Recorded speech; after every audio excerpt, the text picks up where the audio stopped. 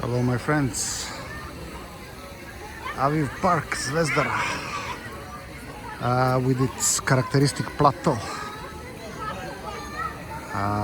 with a few cafe bars and some kids playground. Rudo building at the back, I mean the three huge buildings, and this new residential development, I mean just finished, I mean, or maybe not yet finished, but just about to be finished.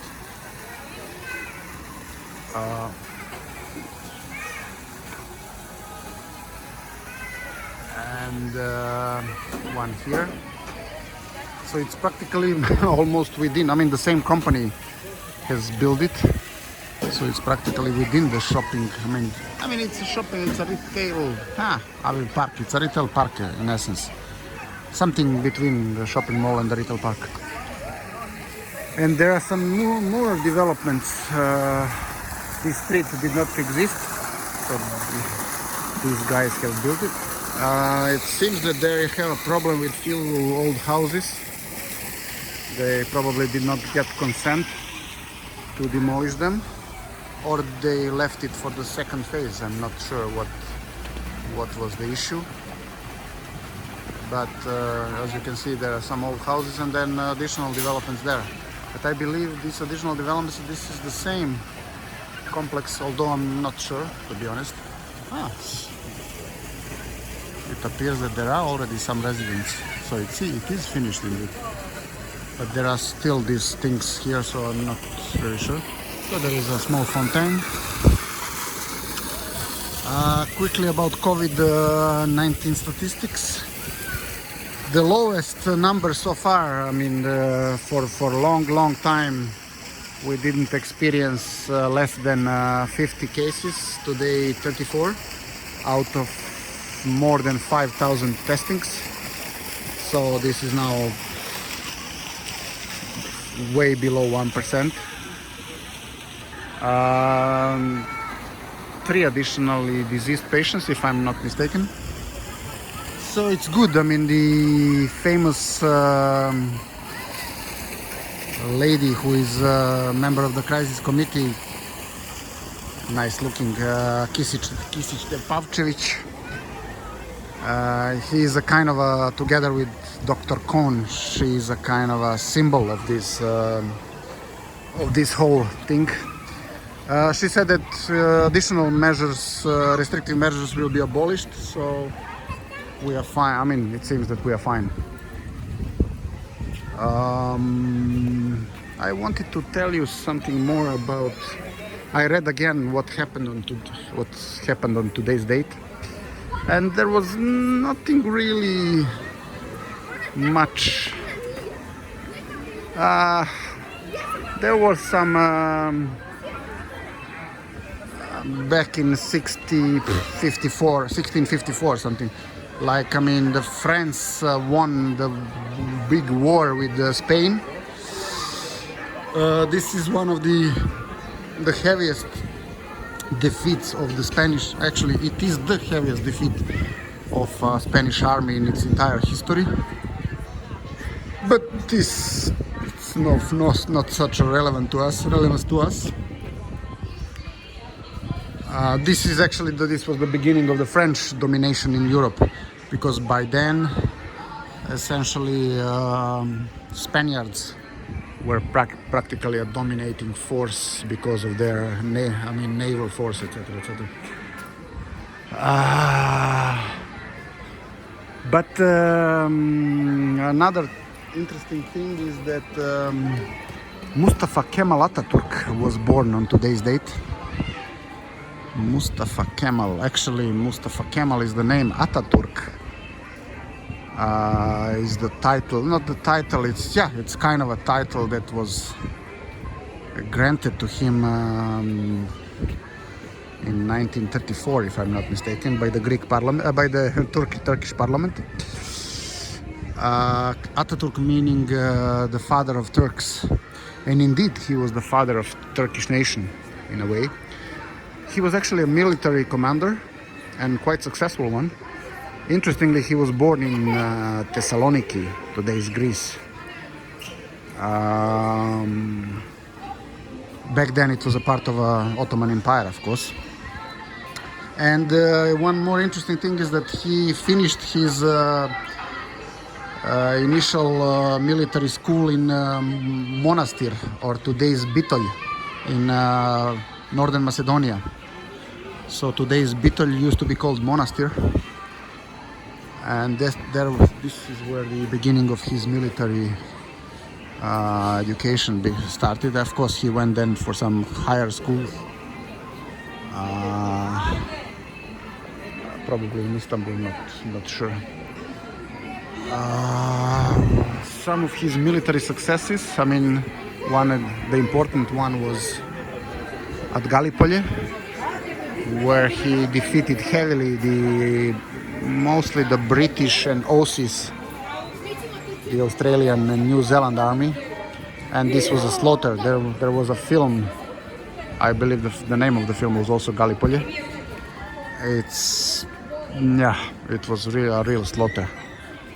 And so the Allies tried to attack Istanbul initially from the sea, but then from this swampy area at Gallipoli, and they were heavily defeated. So the entire army then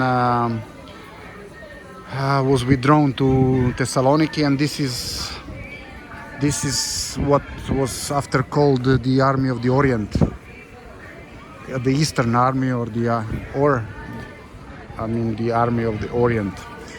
And this is the army that supported Serbian forces in breaking through the Kaymakchalan front. I mean, few years later, after the recovery of the Serbian army. And the second success of Kemal Ataturk, Mustafa, was that after the war, because Turkey was practically a defeat, they were allied with the Germans and the Austrians and Bulgarians. They were defeated, and therefore the Allies wanted to take some of their territories. The territory around Izmir or Smyrna was granted to Greeks. There was a treaty signed that never mind. There was one treaty, but this treaty was signed actually by the Sultan. And back then, Kemal Ataturk was already. Back then he was not Ataturk yet, just Mustafa Kemal. He already organized his own party and the movement practically, and they declared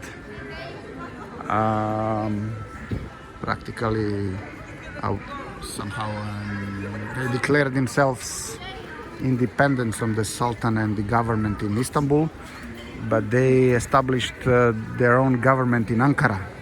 And if you have wondered how come that Istanbul is not the capital of Turkey but Ankara, this is probably how it all began, because Istanbul was back then under the Sultan. The Allied forces were already there, controlling practically the Sultan, so he was doing whatever he was told to do.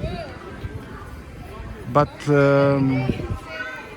luckily for the Turks, they had this Kemal Ataturk guy, and he then defeated Allied armies several times. He was also supported by the Russians. This is an interesting case. Practically Lenin supported him. And then after some while, and after a couple of defeats, the French also recognized him as the legit leader of the Turks. And practically he was responsible for the fact that Turkey is now in the borders as we know it, because the Allied troops wanted practically each of them to take a portion of today's Turkey, but at the end he managed to renegotiate by force actually all these agreements. The treaty was signed at Sevr. So the Sever Treaty.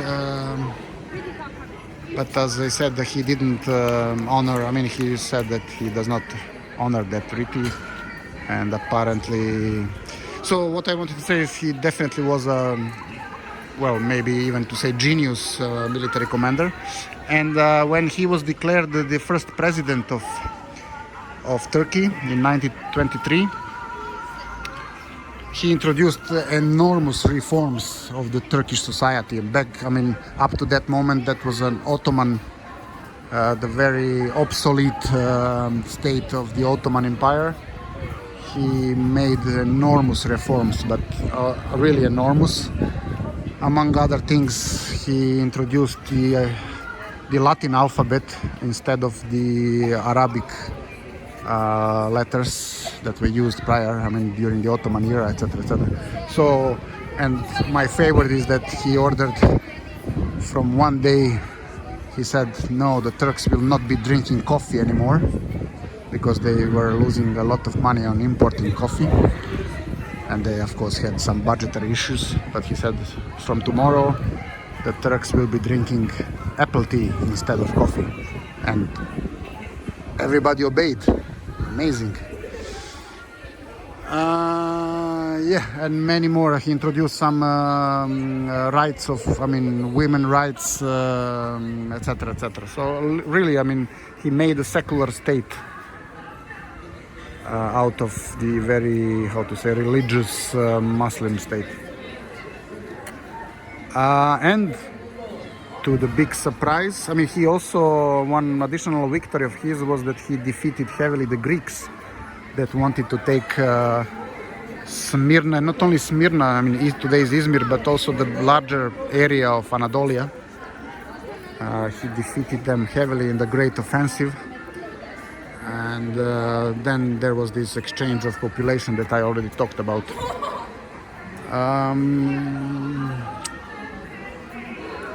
Now, what puzzled me the most is that he was even nominated for the Nobel Prize for Peace. And guess who was, I mean, had nominated him? I believe, I mean, you wouldn't guess. No way. I mean, it was Eleftherios Venizelos, the Greek, I mean, the greatest Greek politician of all times.